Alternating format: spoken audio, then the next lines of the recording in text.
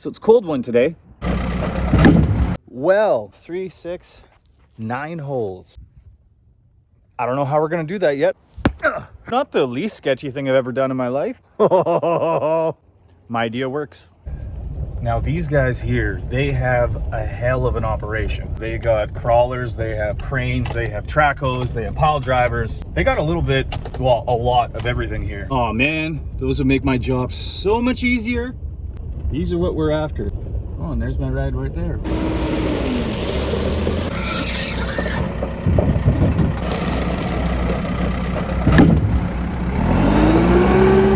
We have all our poles right here.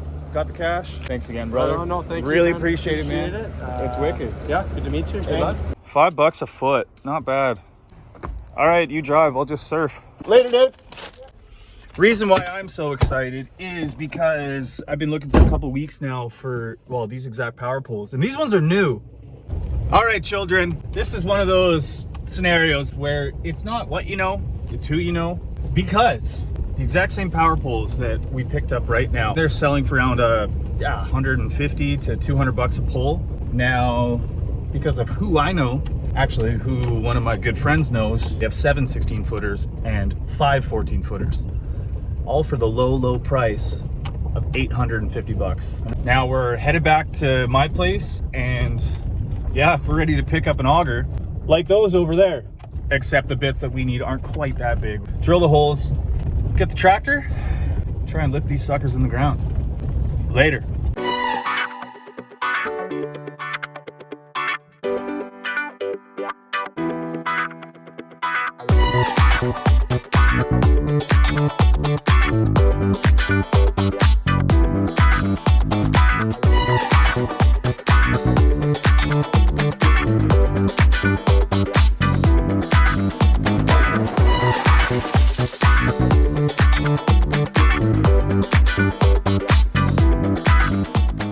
Well, after the beautiful gong show that I got to experience at Home Depot, both are down. We got the poles waiting, of course. And yeah, we have the groundhog waiting to drill our first hole. I do get a lot of questions on how I know how to do this stuff. Like I say to everyone who asks, and I'll tell you guys right now, I have no idea what I'm doing.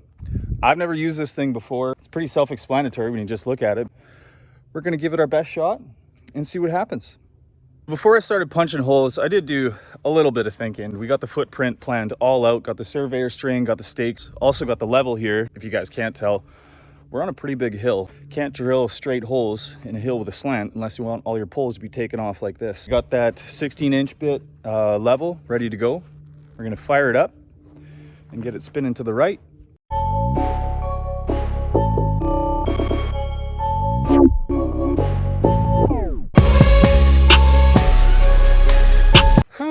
Okay, so first go with the auger. Wasn't that bad. 3, 6, 9 holes. These 9 holes are for the main base, so there's still a couple more to come when it comes to the landing that's going to be over here and the deck that's going to be out that way. We're kind of running low on daylight, and it's supposed to rain tomorrow. So what we're going to do is hop in the tractor and somehow try and find out a way to lift these 16-footers up vertical and get them in the hole. I don't know how we're gonna do that yet, but it's gonna be interesting. Okay, so I'm sure some of you guys are gonna want to try and light me up in the comments, but frankly, I don't give a shit because I think it's gonna work. Since I'm doing this alone, like always, I just gotta use what I got to make this work. Really simple. Tractor first, I'm lifting the telephone pole up onto an 8x8 that's over there. Just gives me enough room to get it under the bucket. Now we lifted it up. We got this nice hill going on. We got a treated 2x12 in here that'll stop the beam from digging into the back sidewall.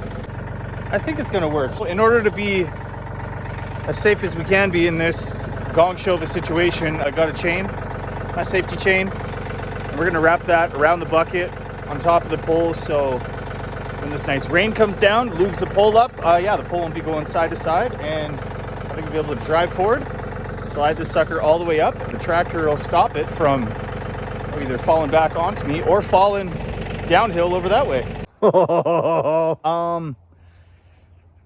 Not the least sketchy thing I've ever done in my life. This is what we got right now. The good news is my idea works. Obviously still have the safety chain on there. Now, basically, I'll need to get 2x4s out downhill, out to the side to get this one completely level. Have it in there with some GRK screws, and yeah, then it'll be good to, well, really unhook. And then off to the next one right over here.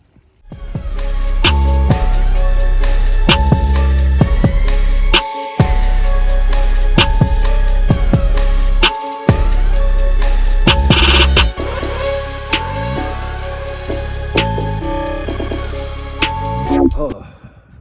So it's a cold one today, but it's nice and warm when you're working, like I've been, tamping these poles in the ground.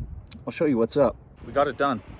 Almost done. Welcome to what I always thought would be the hardest part of the Airbnb build, which was getting all these poles up. They're not only all standing up as they should be, they're all completely level and good to go. Now the reason why this one and that one over there don't have supports on is because I already got to working with the tamping bar over there. These are both filled with road base and super secure.